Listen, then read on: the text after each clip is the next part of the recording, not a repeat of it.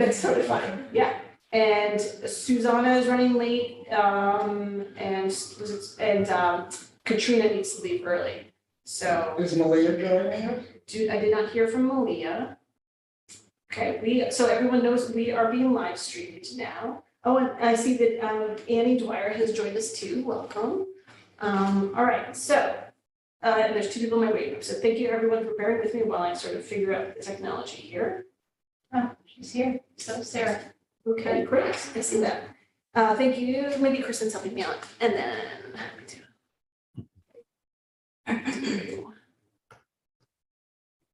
Gallery.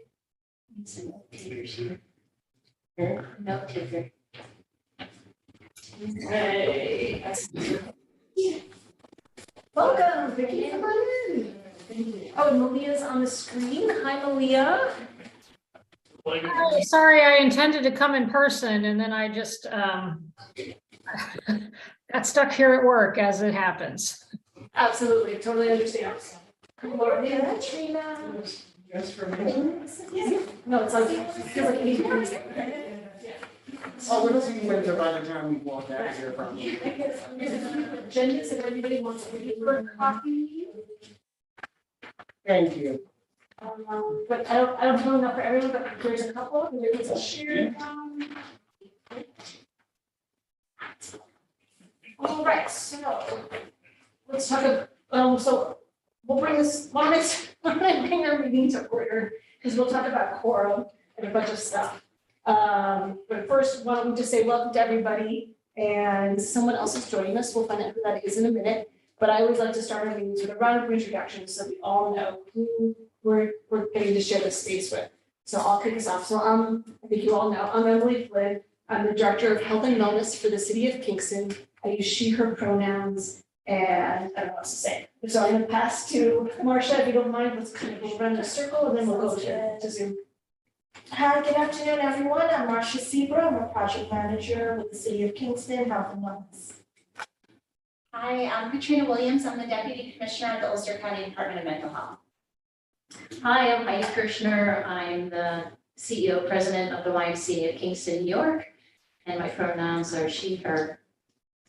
Hi, I'm Troy Ellen Dixon. I am Chair of the Whitwell Kingston Commission and a community member. And my pronouns are she, her, a. Captain Eric Beas, Salvation Army. Hi, I'm Vicki Gore with Vice President of Business Services and Development with Gateway Hudson Valley. John Rose Poland, I'm the Chair of the Complete Streets Advisory Council for the city. I apologize for my appearance. I was down at the boat school fixing flood damage by taking drywall.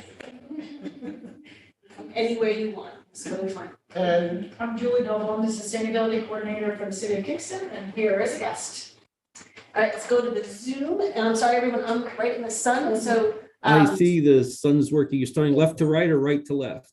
Please go ahead, Dr. Go ahead. Ellis Later, I'm a cardiologist. I work at the Health Alliance Hospital. And right now I see patients in New Paltz on Wednesday afternoon. So I may not be able to make it up to the meetings, but we're happy for the technology that makes it possible. Absolutely, thank you. Kristen, you're next for me, and then Annie. Hi, yeah, Kristen Kessler. I think my camera changed. Kristen Kessler, my pronouns are she, her. I am a project manager for the Department of Health and Wellness. I'm overseeing a program called Creating Healthy Schools and Communities, in addition to supporting Live Well Kingston in various ways. Annie, please introduce yourself. Hi, I'm Annie Dwyer. I'm the new Community Resource Coordinator for Mental Health Association. Wonderful, thank you for joining us. Malia and then Sarah.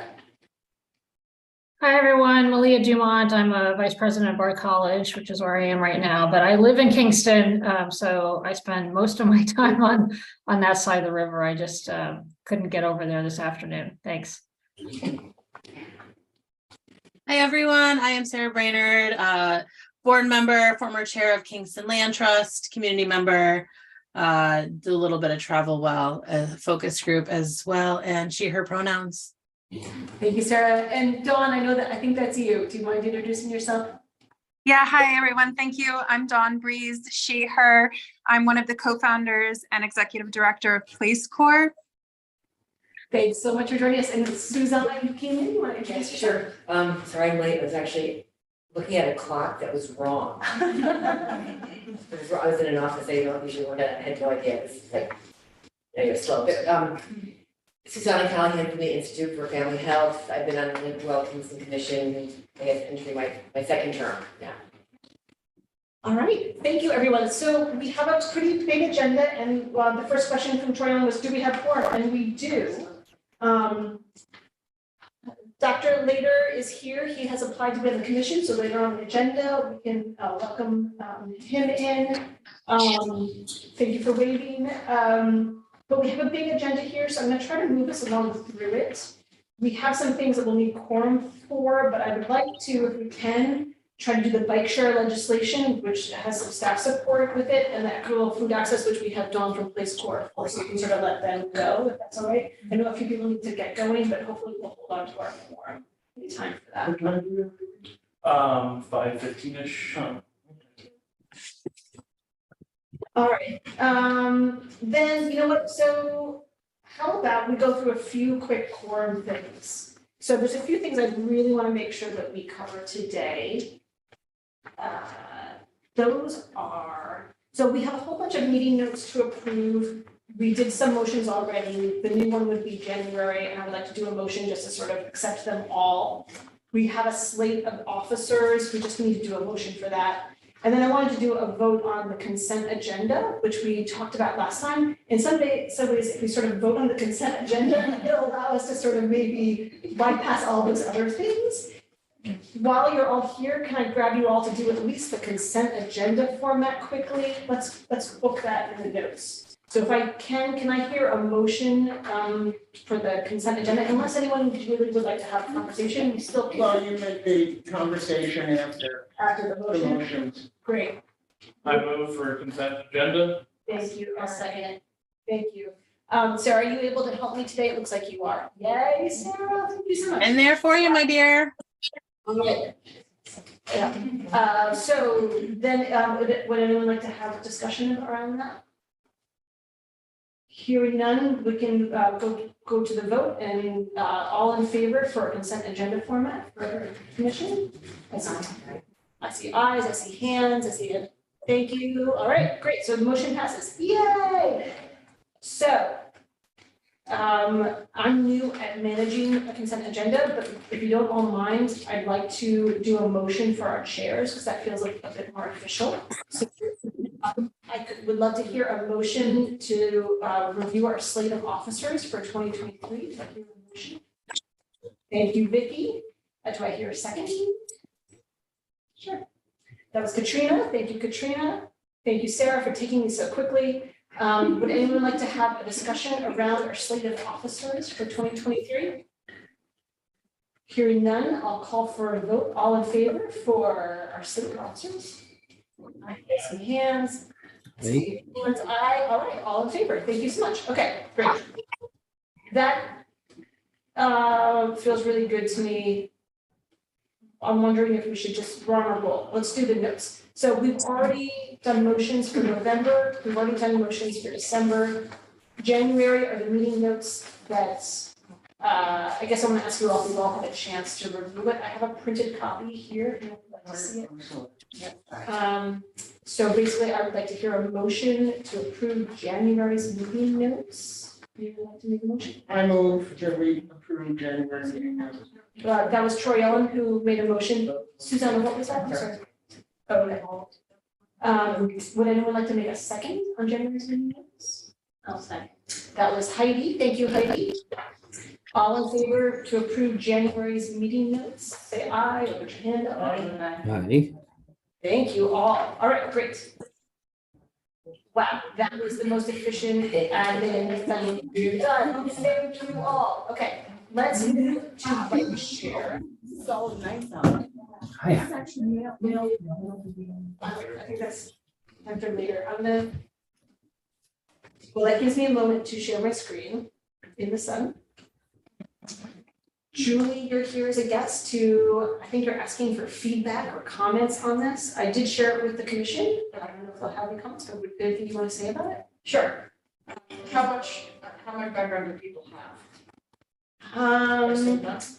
Why don't you do a quick overview? Okay, great. So again, I'm Julie Noble. I'm the sustainability coordinator for the Parks Department for the city of Kingston. And my office has been working with the Complete Streets Advisory Council, this commission here, and the Planet Smart Kingston Commission for the course of several years now, at least 1 year, to draft up a legislation permitting shared bike and scooter services.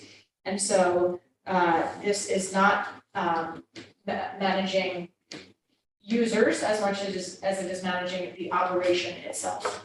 And so a shared bike or scooter system could apply to either manual bicycles, electric bicycles, or electric scooters. And so this, the way that this is laid out, this would be a local law that would need to be adopted by the Common Council. The Common Council Laws and Rules Committee has seen a proposal thus far. And subsequent to that, I have met again with the Complete Streets Advisory Council, and we'll be meeting with Common Council again tonight to go over it. But this has been, this was drafted with original template from a local university and with lots of input from other municipal proposals and resolution or local laws, and it was reviewed through the Corporation Council. So our attorneys have reviewed this in depth. Generally, what it allows or what it regulates is establishing the stipulations for how and if an operator can come into the city of Kingston and operate a shared system. So right now, up until now, an operator can come in on their own, unregulated, and operate a shared use system. A local company could do it, a national company could do it. They could come in right now, they could bring their bikes, and they could leave them here. And we would have effectively no say over it because we have no regulation around it. This would establish regulation, meaning that anyone who was interested in setting up a system would need to do so through a permit through the city. And that permit would stipulate lots of different things. It would be a contract. And we would stipulate everything from if we were requiring them to do education, how many bikes they can have, where the system would be set up, how the geofencing would work. So geofencing is basically setting up a digital system that says like, you can't ride your bike into town of Ulster because this is our system, or you can't ride it into this space. Kind of like grocery carts that kind of get to the end, but it doesn't, in this circumstance, it doesn't stop immediately the way grocery cart does at the geofence. We would work with the vendor to establish prices. We could set it up so that we were to get a portion of the profit. We could set it up with marketing so that there was marketing that would cover the costs. We would set up and work with them about how there could be pricing differential for those more vulnerable populations. There could be, time constraints, all those different things stipulated within the regulations. This basically goes through what the deployment of the fleet would look like, what the maintenance would be. So we would stipulate that in a contract as well. Would we be hiring someone that would be doing the maintenance and the balancing, as it's called, meaning like if there are bikes in random places, bringing them back to specific locations, all those kind of stipulations. The plan currently does allow, let me restate that. It calls for a docked system, which is different than a dockless system. A docked system means that there are specific predetermined locations with a unit where the device is parked in it and connected to it in some way. So if it's electrical, if it's an e-system, then it's like basically plugged in. If it's a manual, you're locked in and you lock it up. Which is different than a dockless system, which basically means that you can pick it up and leave it wherever you want to.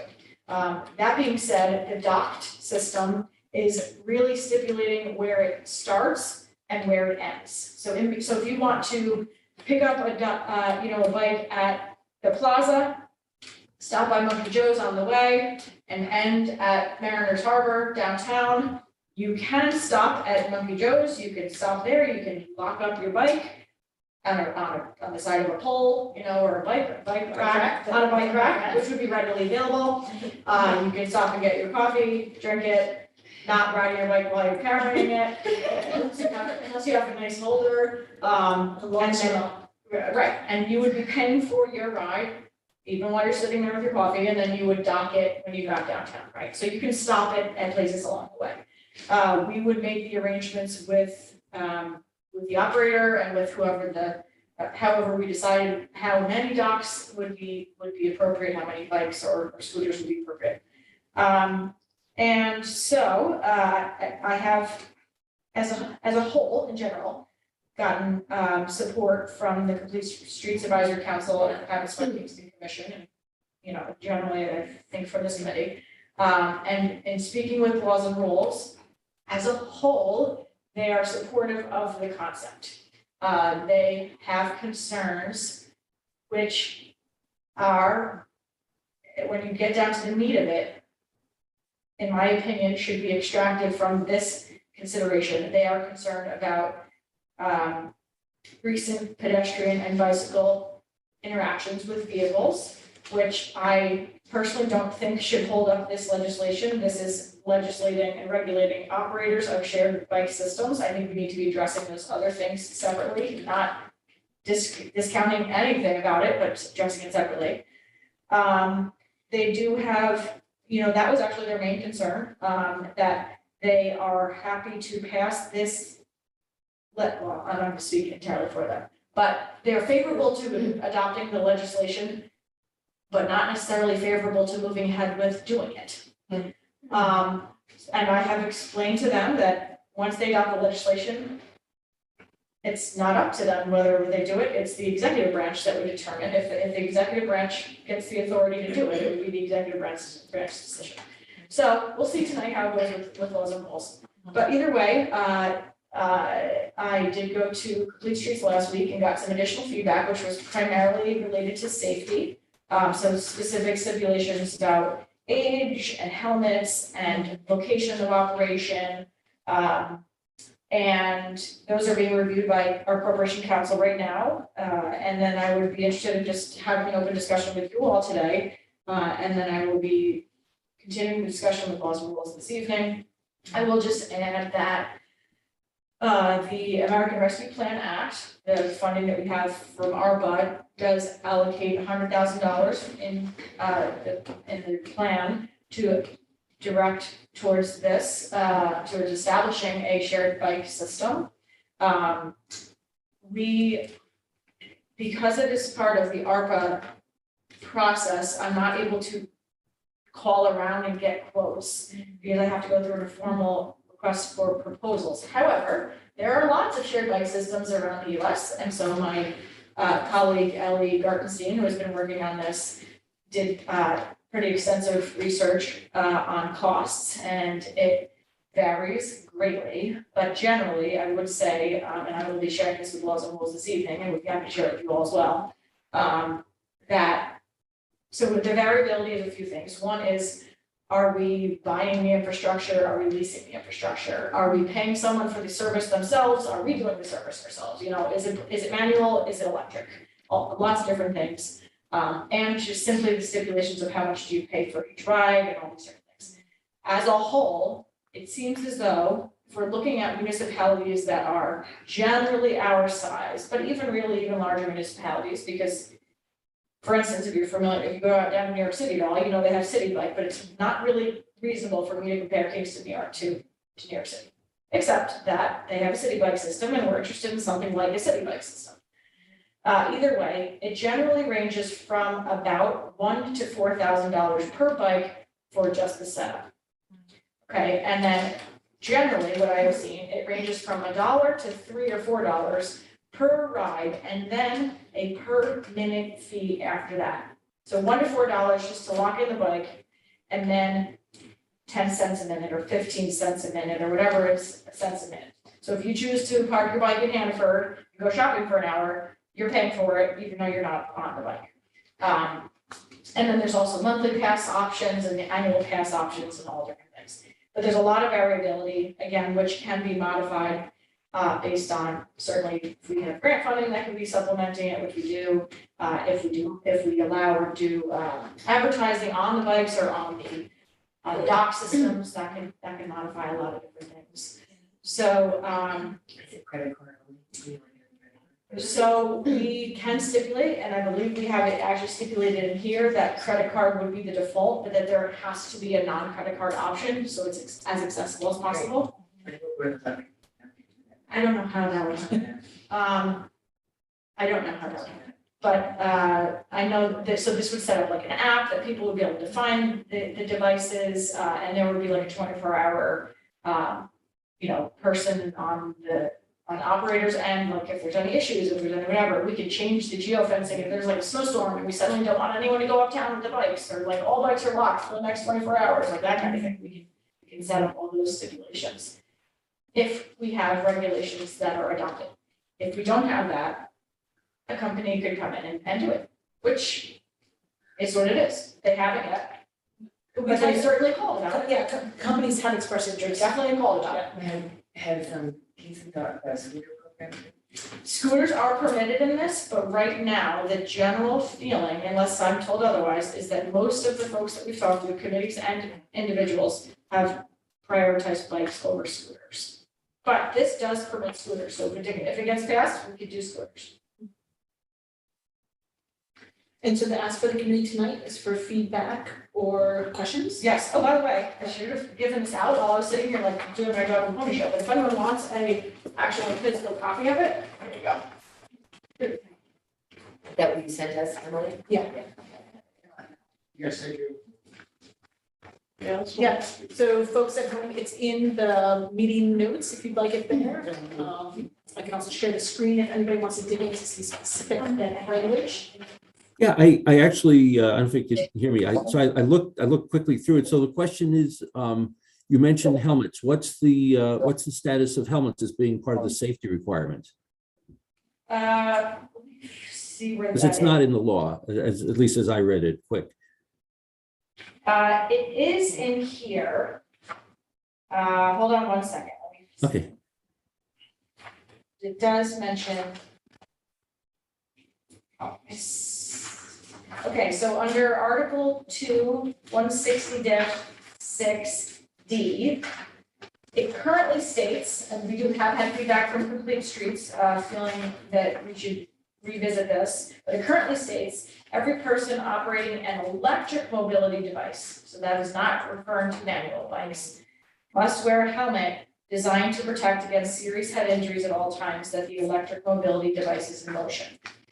This is also then thus assuming that for a manual bike, you would be following the state law about manual bike helmets. So if you're riding a manual bike, you follow the state law. If you're riding an electric bike, you must wear a helmet.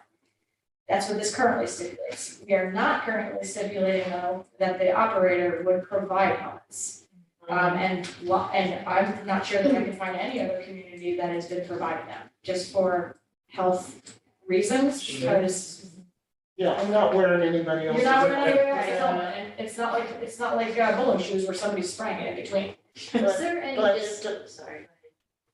if there's a requirement for helmets, how does that get enforced?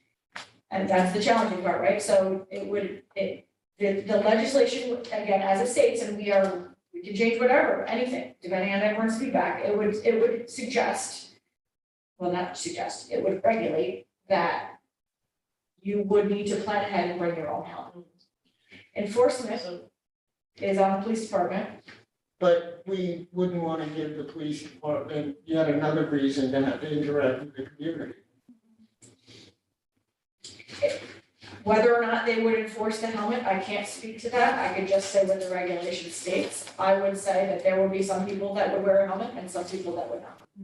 Same way it is with kids. That's how it is now. Some people wear helmets and some people don't. I mean, my feeling is that the safety, the efficacy of helmets is well established. So at least if we're going to make the service available, we should recommend the use of helmets. on electric and manual bicycles. It is, right? It is. It currently states that they're required. Yeah, and then the other thing, was there any discussion like after dusk or before dawn, you know, when there's that safety vest as well? Yes, let's see, there's, I think it says something about lights and proper reflective things.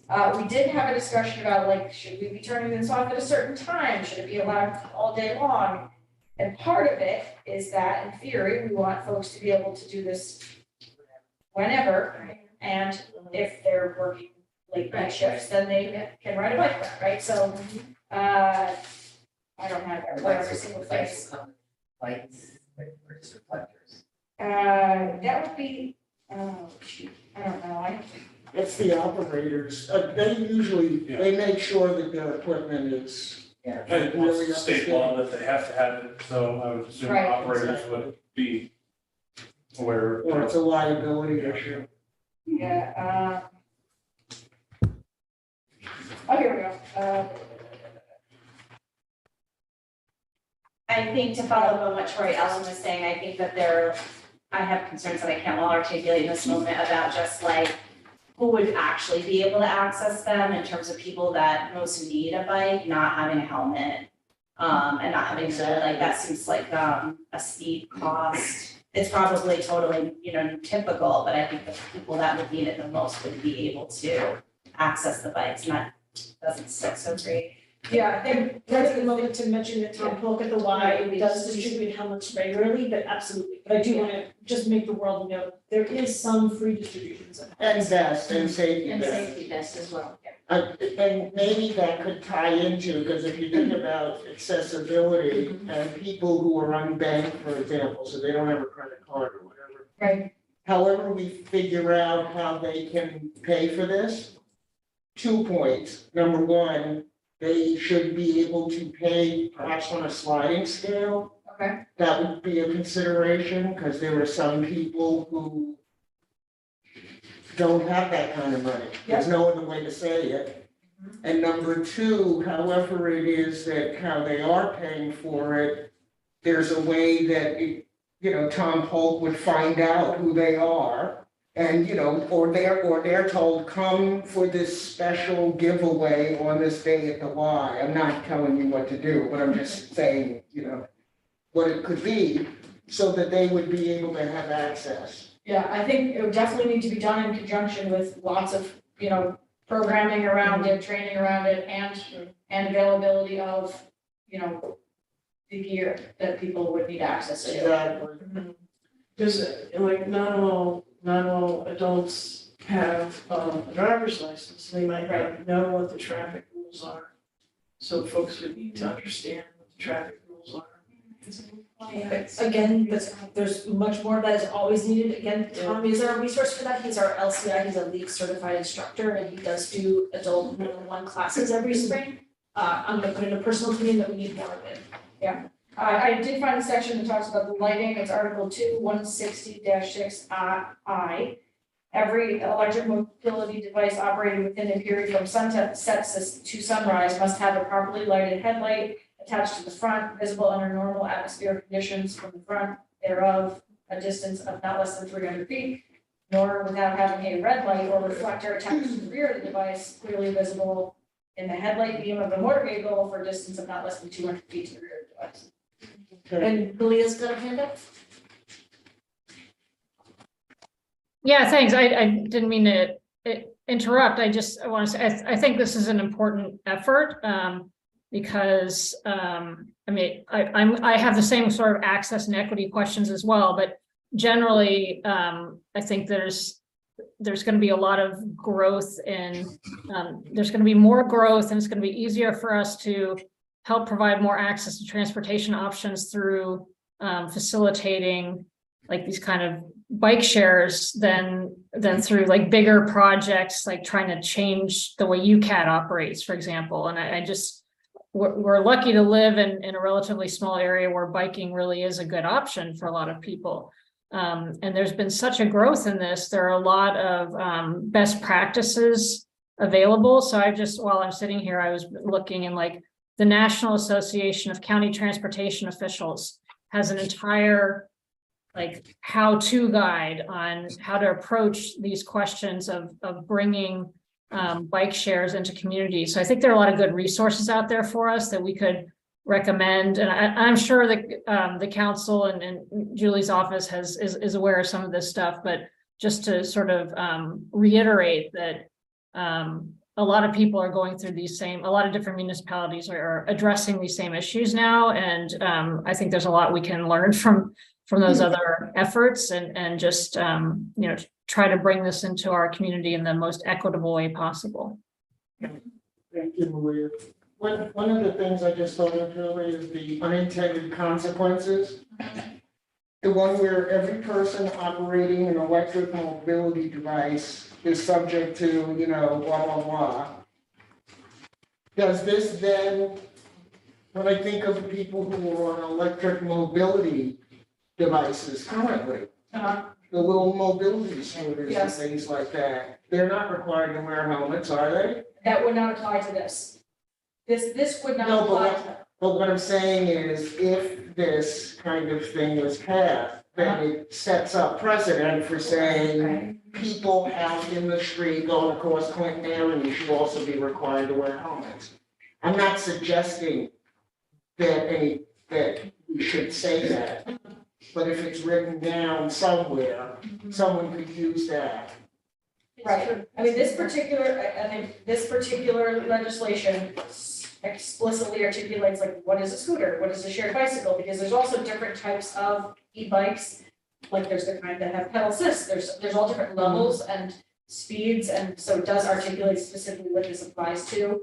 Again, I mean, that could certainly open up, I don't know if it would set precedent, but it certainly would open the dialogue, It could open the dialogue, and so maybe the Corporation Council could look at, not to weasel out of this, but could look at making sure that the language is written in such a way that it can't be broadly interpreted. Sarah's got a hand up? Hi, everyone. I'm trying to find it quickly and I couldn't. Within the Green Line management plans, Julie, you probably sat in those meetings with me forever ago. There was some language on all like kind of anything electric, scooter, bike, whatnot within safety too. But this is going out in front of them tonight for a discussion. This is just for immediate feedback, or do we have time to kind of have more cycles of feedback? Because I would love to refer to what we had put in the Green Line documentation as well.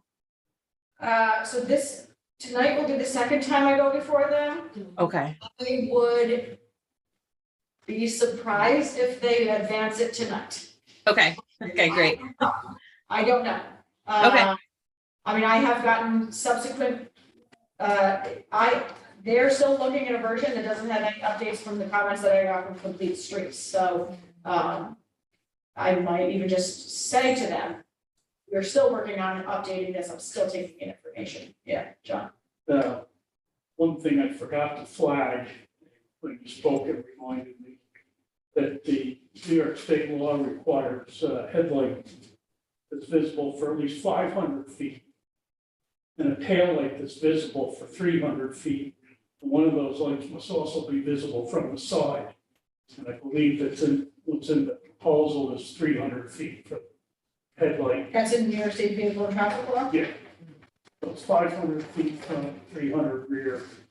And one has to be, and one of those has to be visible from That the would be side. on the operator to have spikes equipped for that. And shouldn't our legislation say something to the effect of unless New York State law over, when in doubt, follow New It York does State say law? that, in 160-5, it says this article is adopted pursuant to New York State Vehicle and Traffic Law. Yeah. And when they're codifying it in here at We might as well have. it less on. than Yeah. state levels, it doesn't seem reasonable.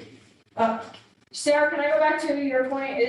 Are you saying that it stipulates about rail trail use, whether or not e-vehicles can be on it, e-devices can be on it? We allowed, I think, class 1 e-vehicles on that maintenance agreement. I don't know that we had specific language on scooters, and I can't get it to open right now while I'm in the Zoom for some reason. So I will get that looked up.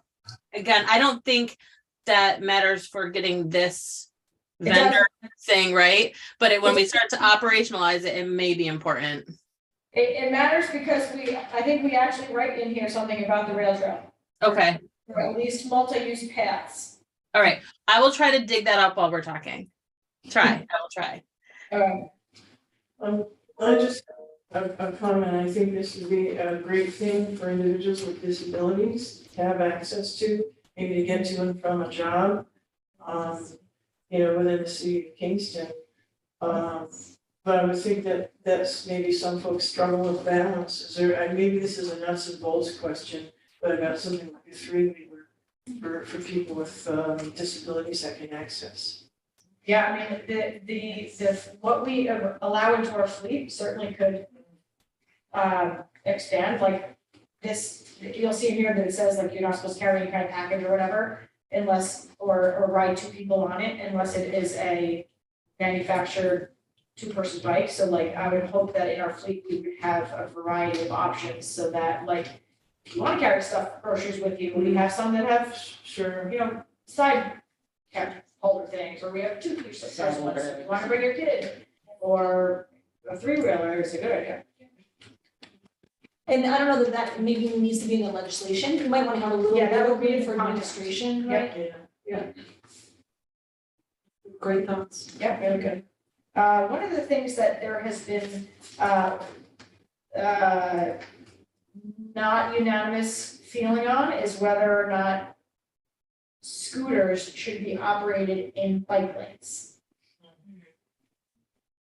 It currently states, operation of electric scooters is prohibited on any roadway or highway with a posted speed limit in excess of 30 miles an hour, which means that you would ride them on any of our roads except for things like 9W.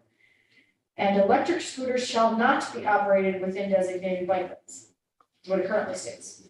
It means you can ride the bikes and e-bikes in the bike lane, but scooters are out of the bike lane. So they're supposed to be in the traffic, because they're not supposed to be on the sidewalk. That's what this is currently stating. You cannot be on the sidewalk. This is saying scooters have to be in the traffic lane. Because of how fast they go? Well, I think that's the implication. I guess, let me reference the speed as a reference. So, no person shall operate a bicycle with electric assist in excess of 20 miles per hour or an electric scooter in excess of 15 miles per hour. Notwithstanding the foregoing, no person shall operate a bicycle with electric assist or an electric scooter at a speed greater than is reasonable and prudent under the conditions then existing. But it is saying no scooters and bike lanes, but the scooters will have to be limited to 15 miles an hour no matter what. And you're putting them on streets that it's 25, even if there's no posted speed limit? Is that what it is? There's no posted speed limit currently in the city, it's 30. Oh, well, that's not saying that. So I'm feeling like you're saying they should be in the bike. Yeah, I didn't know that. That's crazy. Particularly What are your with, feelings on I suggest they be like. that? Yeah. yeah, I so too. So it's not like a moped is a different class. I think they can go 30 miles an hour and they have to be registered. Yep, that is not permitted under this, legislation. But this is, I don't know how fast a bicycle goes, but I don't think they should be on the road. If they go 15 miles an hour. no, particularly if, No. I imagine somebody going across Wilbur Avenue, for example, from Wilbur neighborhood over to Greenville. They're less visible than a bike. Yeah, Yeah, that's a good point, right? Does this commission have feelings about whether, if this is passed, the city should pursue scooters or not? oh, I definitely do. I don't think they should. Not scooters. No. Other folks? I'm not a fan of. Are there any laws on the books now governing scooters or bicycles in Kingston? Because this is being talked about in the context of these shared services. Right, the laws that currently exist are only as related to the New York State vehicle and traffic law. My understanding is that we don't have any, I don't know, maybe you might be able to speak to this, we don't have anything more specific about bicycles or scooters than following New York State traffic law. Hmm. In fact, And do they address scooters, or are these kind of a newcomer on the scene in like previously considered just a kid's toy that didn't need regulating. This I don't know. We have local ordinances that, is it over age 12, they can't ride a bicycle on the side. Right, But other than that, I don't think there's any mention right. of local ordinances. Right, the city used to have the bike law and we revoked it actually. It was more about the theft of bicycles. You had Yeah, to we had the bike register your registry. We actually removed that code since Yeah. I've been in That my was- position. It wasn't Yeah. really used and enforced when it was implemented. Yeah. Everywhere, Does 30, that- 40 years later, it definitely wasn't in use. Does that answer your question, Dr. Laver? Yeah, it's a sort of, so in a way, we're breaking new ground here. Yeah, yes. How do others feel about scooters? Neutral. I've just been in cities where they have them and it's just like a death trap to me. Exactly. It's like they appear out of nowhere and you're like, yeah, I'm just not on city streets. So I would be in favor of it. Well, one question that I had, and I don't think I ever asked before, was this ordinance is only going to apply to the shared systems. So anybody that owns their own private bird scooter, say, would not be subject to this. Correct. They would be Correct. covered under state law. Correct.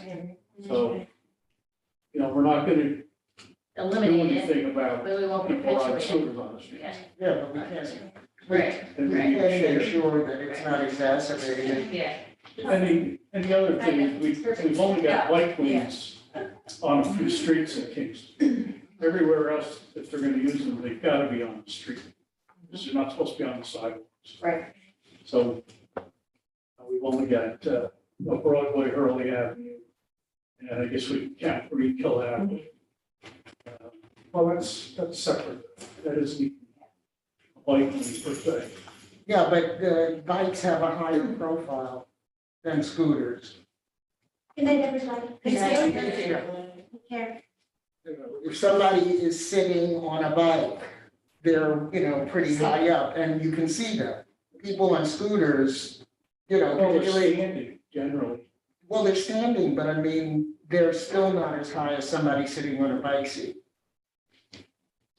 And we have a lot of vans, panel vans, trucks, et cetera. There are times when I'm coming out of a street in my car and can't see if it's clear because of the trucks parked on either side.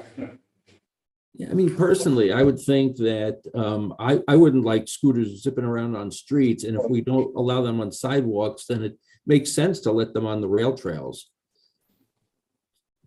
I mean, that's kind of how I would look at it.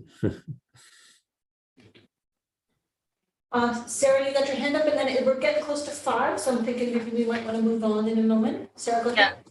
I do have the 2018 Greenland Management Plan, which does lean into a bunch of different maintenance and management things, but there's a whole section on safety, security under operations. I know there was another document that talks specifically about what bike class, and I can't find it quickly.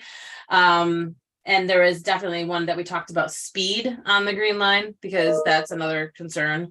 But we have within this, the trail hours, the trail etiquette,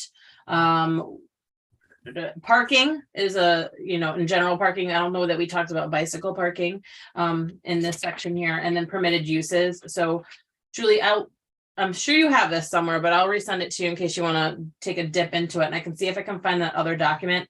I actually have the Kingston Land Trust board meeting right after this. So if I can't get the answers right now at 6 o'clock, we have our board meeting, and I'll see if I can get to those files by then. That may or may not help tonight, but it'll be good to have them in your pocket. Can you remind me what the authority is of that plan and who signed off on it, and is it dated? Yeah, it's dated. It's 2018, and I think it was just like our kind of soft, gentle agreement between each other. I believe the city, the county, the Kingston Land Trust, all kind of signed off on this. So consultant. There's a mayoral signature on it? No signature, just like verbal, shared trust agreement. So I think it's just kind of how we've been operating, how we respond to things when they happen on the green line, if it comes to us at all. So yeah, this is dated. I just wanted you to know that this document's there if you want to refer to it. Okay, thank you. You're welcome. For context, that predates New York State law regarding the scooters and e-bikes. So there could be some discrepancies across those two. Okay. Which means that might need to be revisited also. Yeah, possibly. So I would say from here, folks want to look at this proposal, get me any comments, or get them to Emily, she can get them to me. Get comments, concerns, issues, thoughts, support, not support. I mean, would I be able to say that generally, as a generality, this commission is supportive of the Bike Oh, share, yeah. yeah. share? Mhm. Oh, yes, possibly. Great. All right, and so you said it all. Thank you so much, Julie. Thanks. And I'll take those extra ones if no one else. Sarah, do you have your hand up again, or is that leftover? That was leftover. Leftover, all right. You next up, I had out. Yes, thank you, Julie. Thank you so much for visiting Have a us. good evening, Julie. Thank you. Next up is new business. This has come up. Kristen Kessler has been working with Place Corps. And Kristen, do you want to explain it all? Otherwise, I'll fumble my way through it, so I'd rather you do it. Yeah, of course. I can give a little bit of an intro for this. So I worked with the Youth of Place Corps. It is a fellowship, a 10-month fellowship. I'll let Dawn maybe give a little bit more of a background for that. She's really familiar with it. But they have youth who are between the ages of 18 and 21, and we did a food access in Kingston project. So we really just scratched the surface of some data and some information as it's related to the access to nutritional foods across different communities. We looked at health data between the different communities using census tracts. It's not perfect for Kingston, but that's kind of where the data is. We looked at food retail locations, transportation locations. We really wanted to understand maybe what food access looks like in Kingston, where it is equitable, inequitable. Could we find some reasons maybe why, some connections? As I'm explaining this is a very big topic and a big question, and I was only with them for 4 weeks. So we went through this whole workshop, we kind of brainstormed, and they were really fantastic and wonderful and asked great questions. And at the end of it, we wanted to be able to write something down. We wanted to have a tangible product from the time that we had together and the things that we learned. And so what we decided to do was write a letter. I see that I titled it Letter of Support. It's not really a letter of support. It's more like a letter of education or advocacy, just information about some different data points, some different stories about food access in Kingston. So that's kind of the background for it. Dawn is here from Place Corps. She spoke with the youth about it. I think that maybe if you want to introduce yourself, Dawn, and tell a little bit about Place Corps and just kind of some more context to your conversation with the youth about this letter. Sure.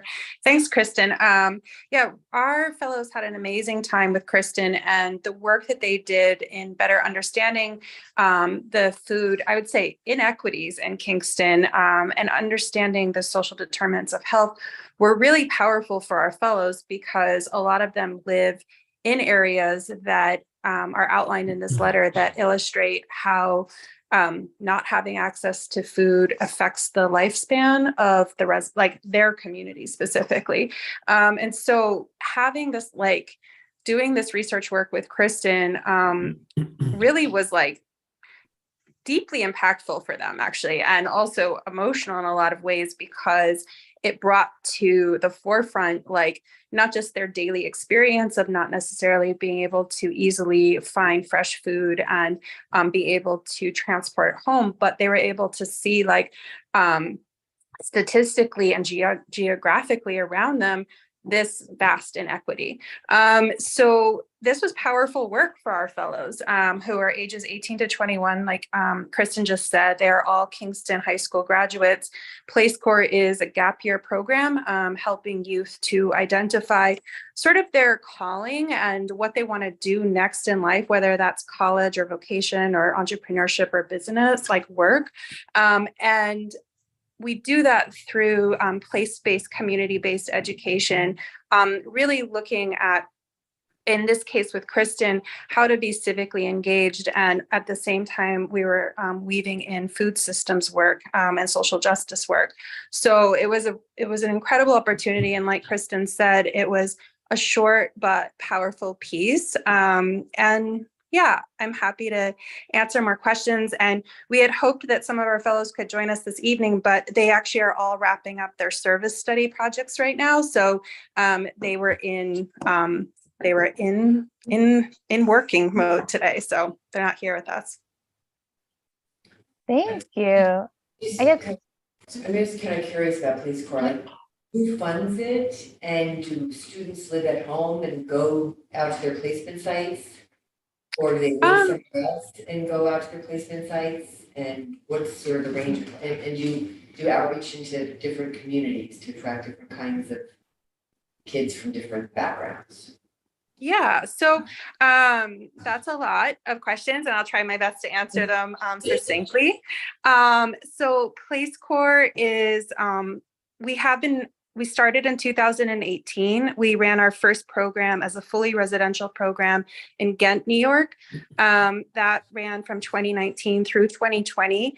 That fellowship was our pilot year, and we opened that to the community and world at large. And we had fellows that were coming from Kingston, New York, as well as New York City, Washington, DC, Massachusetts. It was pretty much all over. It was also a larger age range. And in that program, we had a very diverse cohort in all different ways that we might imagine that, in class, in race, in education, and, you know, lots of other areas as well. And our program is, we like to imagine it as being, how do we describe this? But our cost model, we advertise our full program cost, and we have a tiered cost model so that it can be accessible at a full 100% scholarship rate, or it can be paid through tuition depending on our fellows' financial backgrounds. So in 2022, we launched the Kingston Fellowship. We're doing that in partnership with Novo as well as private donors. And our initial fellowship was also through private donations and tuition. So in this one, we really did a lot of recruitment and partnerships with Kingston High School, as well as Saugerties, as well as the whole area, but it's really focused to the Kingston area youth. So they don't have to be residents of Kingston, but within the vicinity of Kingston. As far as economic and other kinds of backgrounds, it's again very diverse, but I can say that we have 95% of them are on scholarship. And as far as residency goes, this model in Kingston right now is non-residential. We meet 4 days a week in person. It's a rigorous program with an academic foundation, and we have a lot of partners helping us. And so they come to Place Corps. We have our homeroom in Midtown at the Good Work Institute on 65 James Street. And it's interesting hearing you guys talk about bikes, because one of the things that we did was we resourced bikes for all of our fellows and provide free bikes for access so that fellows could come, because we recognize that transportation is a big challenge in the city. And so listening to you guys talk about that, it was interesting because I think that bikes will continue to be a challenge because roadways are really challenging to bike ride. And I'm not to segue too far off, but our fellows actually experienced a lot of trepidation riding in Kingston. And so while we have this free access, and we use the bikes, it's not something that is readily and always like comfortably the mode that people want to take. But let's see what else. Yeah, so as far as where they go to their sites, again, they can do that with the bicycles or with private transportation, and also our staff support a lot. And we're hoping to provide transportation options this coming year, as well as in our future, we're working towards providing optional residency as well. And we're in our current recruitment phase right now for our 2023 fellowship, and accepting, again, 18 to 21-year-olds. They do not have to be graduates of the high school, but they do have to turn 18 within the calendar year next year. And yeah, we have a lot of more information about how what's in our curriculum and our partners, and all of that is on our website. Thank you, Dawn. It's a lot of information. Thank you. And I'll try to send out the website maybe so that people can find it. Yeah. Thank you so much. And Kristen, thank you so much. Can I, Emily, maybe connect it back to the letter? Yeah. Real quick. Do you mind? Okay. Thank you. Oh yeah. I feel like Place Core has a lot going on. And I'm really appreciative of Dawn to be able to join us this evening. And so just in the, consideration of time, wanted to bring it back to the letter that was written. So after all of this work that we had done together, we were talking about food access. Like I said, we decided to write this letter, and the letter is written from Live Well Kingston, from the commission rather than from Place Core. And so you'll see that it says on behalf of the Live Well Kingston Commission in collaboration with Place Core, wanted to just provide some education about the information that we found. So there's bullet points in there. So I would really ask everyone to go through and read these bullet points. It starts off with how the data from the CDC shows that the difference in life expectancy, depending on which census tract / neighborhood you live in, varies nearly 5 years in Kingston. And so that was kind of where we got started from, was like, wow, it just depending on where you're born, this is life expectancy based upon birth. Just depending on where you're born, you could live to 75, you could live to 80. What happens in those 5 years? What is the difference there? And Dawn mentioned the social determinants of health. So we've talked through all of that. So there's some bullet point information in there on why there might be causes, like the food retail locations, where are they? Which ones accept SNAP? Which ones offer a more full service type grocery store that have more nutritious items versus something that's maybe like a pharmacy or a corner store, where those are located. And then there's a bullet point in there also about transportation being a barrier to equitable food access. I will say there are so many contributions to inequitable food access that we could not get to literally all of them in this letter, but it was something that the youth and I brainstormed together, which ones they felt like would be the most important, which ones they wanted to include. And this letter is really viewing it more as foundation setting, that we are just kind of laying the foundation. We're just getting the conversation started in a way with the Common Council by providing just some information for them. And so, yes, it won't include everything. Yes, it doesn't include a call to action necessarily or a solution that we're proposing. It is more like, hey, we're just kind of informing you right now, and then we can think about in the future, perhaps our next step being, and this is maybe a specific policy that, the commission is endorsing, or this is something specific that we're asking you for. So I just wanted to acknowledge that as you read the letter. Ideally, this letter, if we take a look at it and you're like, you might say, no, the commission, we don't agree with this. We don't want to send it to the Common Council. You might look at it and you say, yes, we love food access. That would be great to increase equity in this. It would be fantastic to be able to submit this letter. We're thinking in March. March is National Nutrition Month. So it also feels like a timely way to be able to present to the Common Council, hey, it's National Nutrition Month. People are talking about nutrition. Let's talk about nutrition in Kingston. And when we talk about nutrition, we have to talk about food access, and we have to talk about how it's inequitable. So hopefully we'll be able to do that. If you're in agreement with this, presenting this letter, we'll be able to share with the Common Council in March. Thank you, Kristen. And as we might talk about in our action plan, we had identified that one of the roles of this commission is to provide education to the Common Council and advisory. We're an advisory commission. So I think, correct me if I'm wrong, Kristen, I think our ask is for the commission to review this letter. Let us know any edits or suggestions. And we have a process already in place where we don't necessarily need to vote, but this felt a little bit different because it's being done with a partner and it's a little bit more, I feel like the commission needs to decide if these are the words that you'd like to say before we ask Tori Ellen to sign it as chair. So I think the ask right now is to review it and we'll meet in March and be able to then forward it to the council in March. Any questions about all But that? we meet late in March. Is it before the council meeting? Well, Kristen, it's just awareness, so it's not like it needs to be by the council's March meeting. Is that accurate in my assessment? Yeah.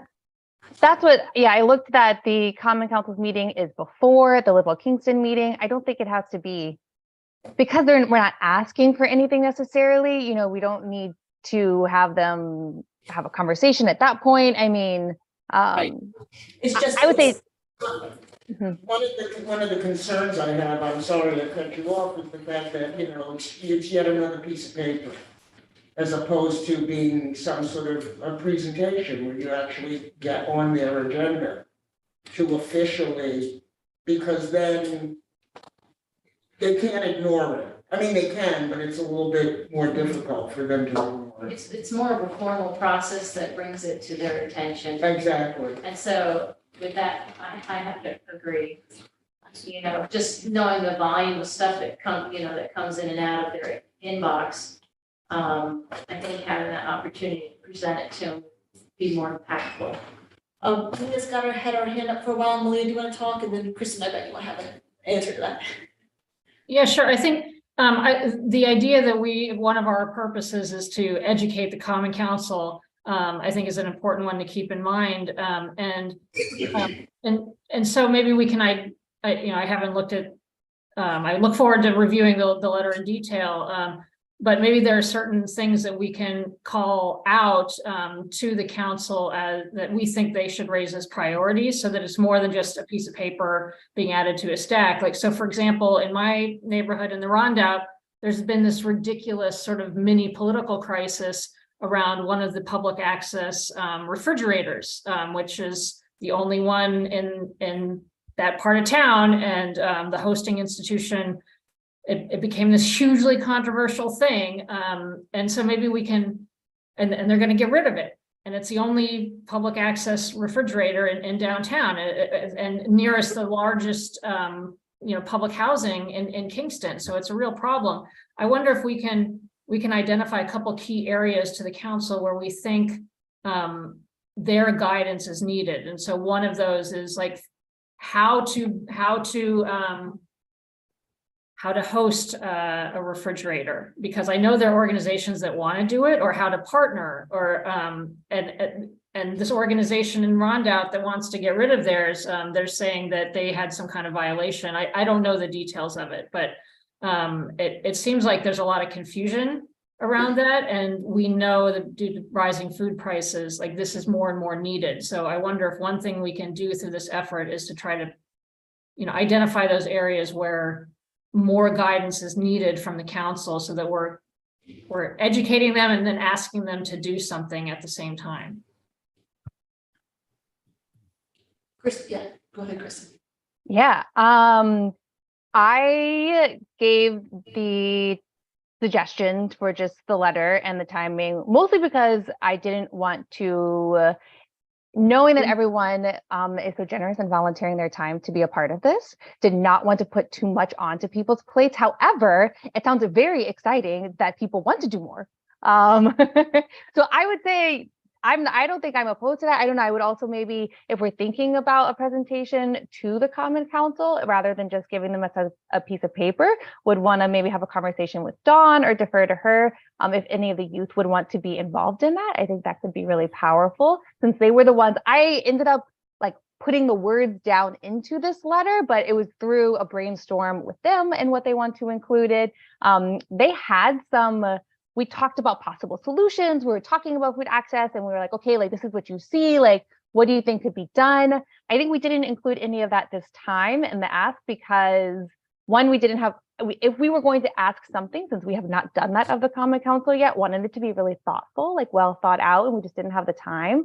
Also, they weren't all within, I think, the purview of the Common Council's responsibilities, some of the things that they were suggesting, which were amazing ideas. I'm not saying they weren't good ideas. We can revisit that, and I'm happy to work with Dawn if that's something that we want to kind of work on and continue to work with the commission on. That was just the reason why I didn't do a presentation, but y'all took it like farther than Well, what I think a lot of the details need to be worked out, but for purposes of this meeting, what I'm suggesting is rather than us reviewing it and talking about it and, approving it in the next meeting, that we do it via email. Like we all read it, we give our thoughts, everything like that, and then basically, and try to get it so that they can be on the Common Council, we can be on the Common Council for their next meeting in March. Can I make a point of process about that? We can absolutely have an email conversation about that. Any conversation you do via email is foilable, FYI. I know. Just want to let you know. And then I probably would want to tack that onto our meeting notes so that it's public. Yeah, that's fine. Yeah. I mean, we're not trying to hide anything. I'm just trying to expedite so that this is more impactful than just another piece of paper. And is someone else chatting? Sorry, I couldn't see if someone else. It doesn't have to be in March. It just felt timely that it was National Nutrition Month, so it wasn't just kind of, we could present it at any time. Can you talk us out of this, Kristen? No. I love this. For an answer. I think this is great. I love this idea of getting it started in March. Also, September is Hunger Action Month. So continuing that conversations, maybe as we start to think through solutions, that's a good time. And I tie things to themed months because there's already a conversation around these themes going on in that month. So it helps that there's more voices, we can amplify other voices and resources. It just sometimes feels like it makes sense to be timely about it. That's it. Thank you. And thank you, Dawn. All right, so it sounds like we might have an email discussion about the contents of the letter. And it sounds like Kristen and Dawn will talk and see if there's a presentation that the youth might be interested in doing to the Common Council. I'm happy to email the council and try to see if there's a time to get on their agenda. So it sounds like we have some clear next steps. I'd like to sort of move us along unless there's any other burning questions at this time. Nobody's waving me down.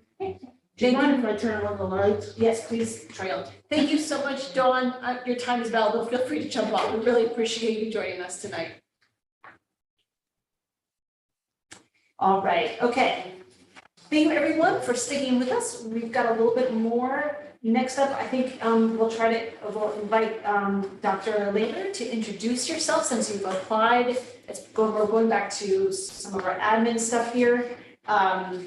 So Dr. Later, would you like to? Just, I thought I did already, but that's all right. I'm director of cardiology at Health Alliance Hospital. We're really excited to be in our new facility, which is a gorgeous building, and we've got all kinds of new equipment, and I have a great team working with me. I've lived in Hurley for the last 40 years. So I am a bicyclist, I'm a backpacker, so I know the ways of the rail trails and stuff. So we're into prevention. That's a big part of what we do. So this is very exciting to to hear all the ideas they're coming out here. So thank you for asking me to be part of this. Thank you so much for applying, and just to let everyone know and yourself know the process. So at the end of our meeting, the commission here will go into executive session and we'll discuss whether or not they'd like to recommend you to the mayor. The mayor has the ultimate choice on who gets appointed. I always say the caveat, he's never said no to a recommendation, but that's the process. So then usually we give a moment if any commissioners or guests even have any questions for Dr. Later. But mostly it's just an opportunity to have you come and sort of tell us why you're interested in, and thank you so much for expressing that already. Any questions anyone has? I don't see any hands up on the screen.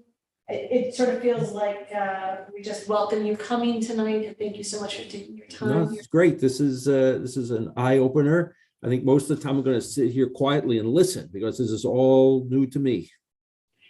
Yeah, and I just also want to say it's great to have a connection with our hospital in our area, so we really appreciate having you here tonight to be that connector. Because it's such an important part of health in the city of Kingston. Awesome.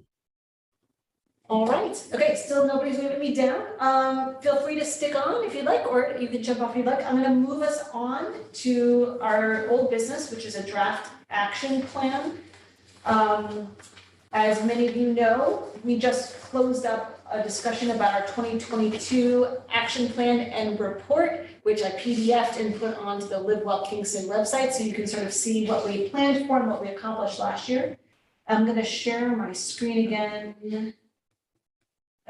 So what I've done is drafted up this action plan, and I'll restate that this is just for this commission. So in case anyone is not familiar, Live Well Kingston, this commission is sort of the umbrella to our 6 focus teams where much of the actionable work happens. But this commission I see has some active roles to play, like we mentioned, advising the Common Council. So that is, we can jump ahead to it, that's goal number 4 on here. The other goals for this group is, I'll start to go through them a little bit. The first one is to oversee the focus teams. That's those 6 focus teams: age well, eat well, play well, travel well, heal well, grow well. Ding, ding, ding. Thank you, Martha. So the goal here, the actual thing is that we hold 10 meetings this next year. I think we can almost check it off immediately, but it's still a good goal, and I want to capture that work that we do. The second goal is a broad one: support the health of our community. And this year seems like we definitely were talking a little bit more about some communications that we'd like to do.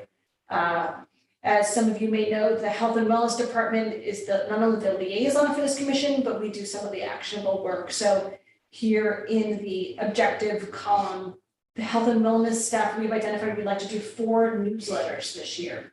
That may not sound like a lot, but that's a big accomplishment for us actually to go through all of that. The health and wellness staff will explore the possibility of hiring some support on communications this year. Our Creating Healthy Schools and Communities grant that Kristen Kessler is the project manager for has some funding, and our Live Well Kingston pot of money has some funding. And so we were trying to look to maybe get some support in that, because it is the work that always goes on the back burner whenever we have something more pressing.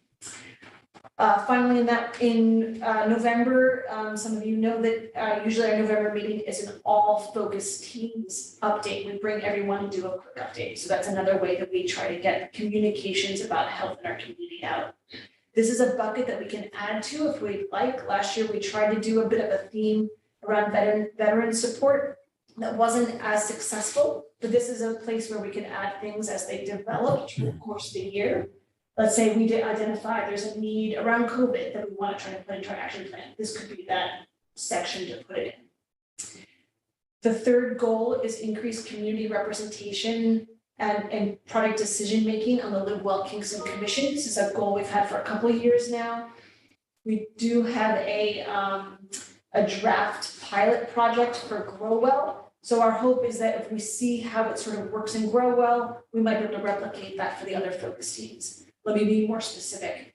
We would love it if we came up with a way to pay a stipend to community members to participate in our focus teams or in some specific projects.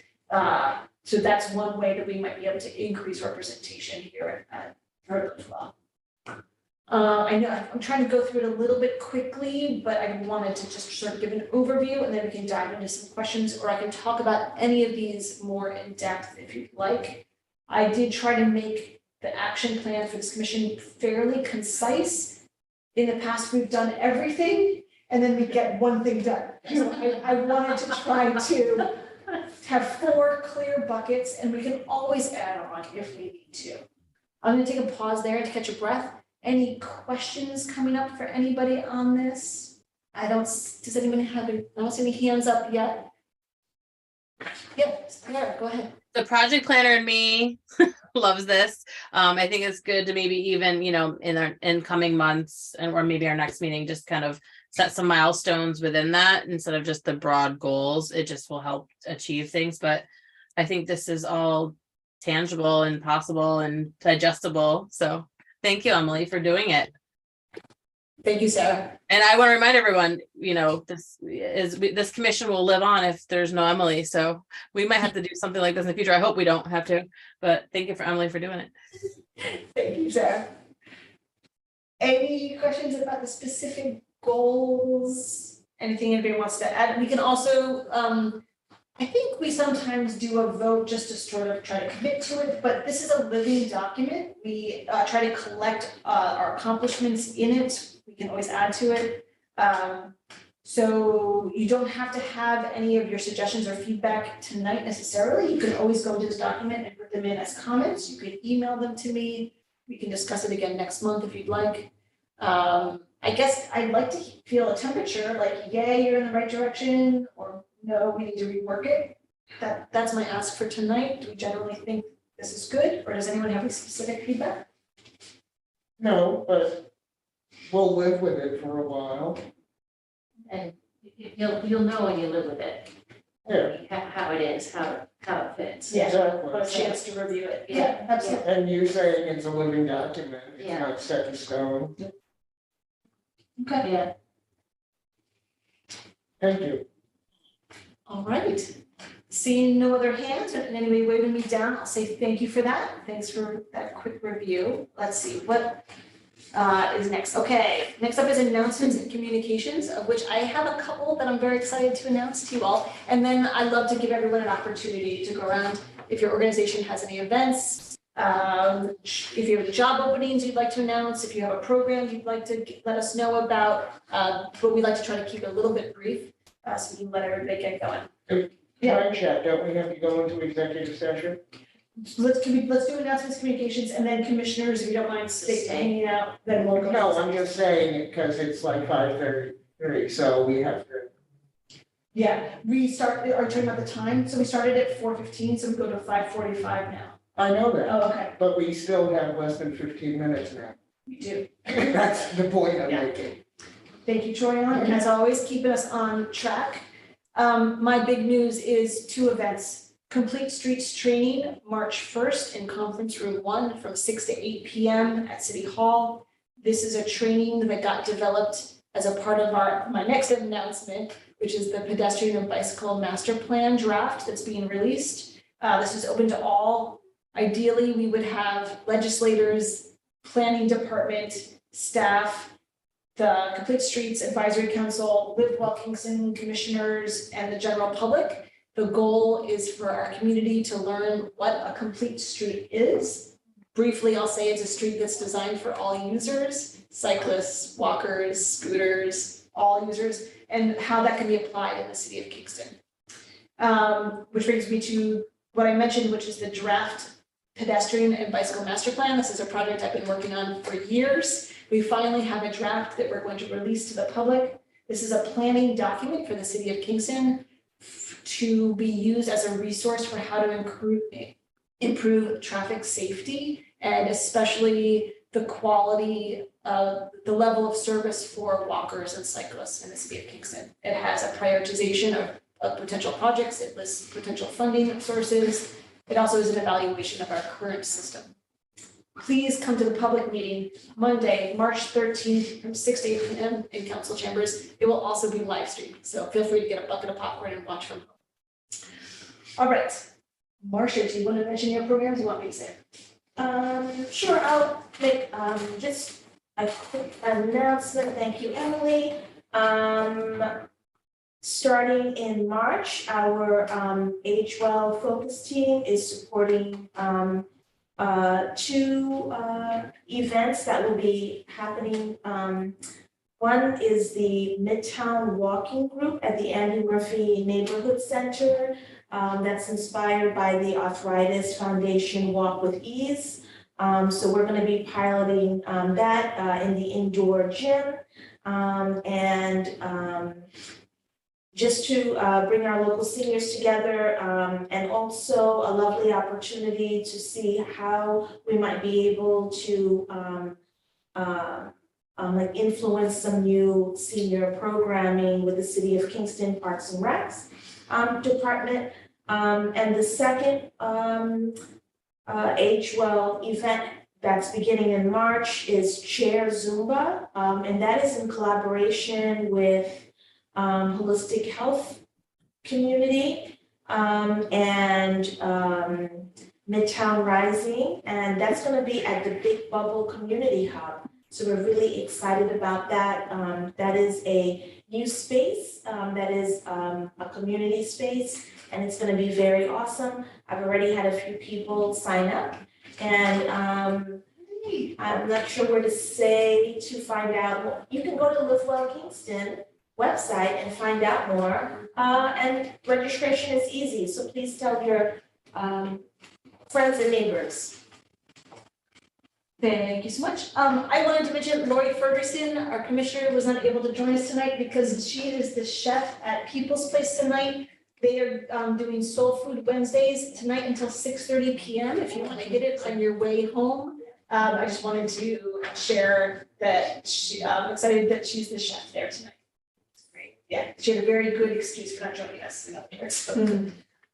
Those are all of my announcements. I also see a baby on the screen, so I want to say hi to Finn. Hi, Finn. Oh, so you settled on Finn. Finn, hi. Oh yeah, we did. We call him Finn, the little boy of the woods. Since I was done talking about my thing now, I was like, well, now he can join.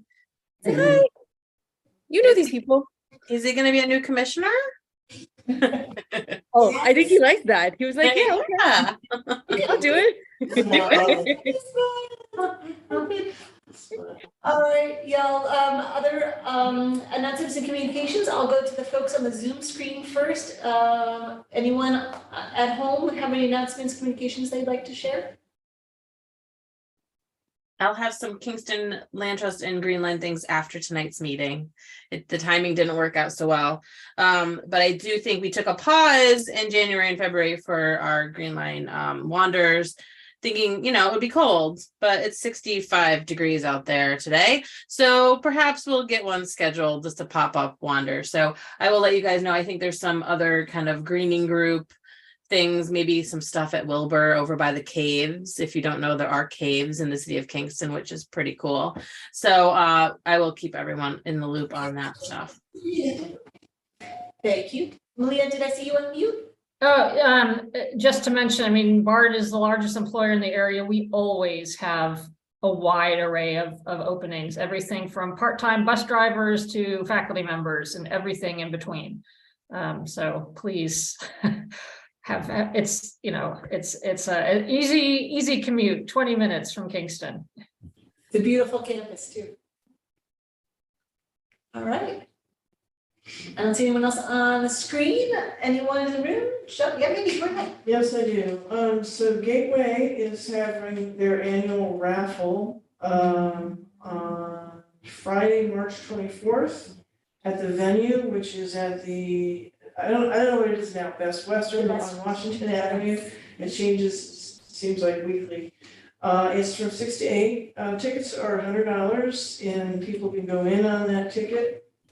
And the top prize is $10,000. Wow. And there's lots of other prizes and there's noshes all night long. And it's a fun time. It's a lot. And there are a lot of prizes that can be won. So if anybody's interested, just let me know and I'll get some tickets for you. So we contact you, is it on the website It's also? on the website as well. Elizabeth,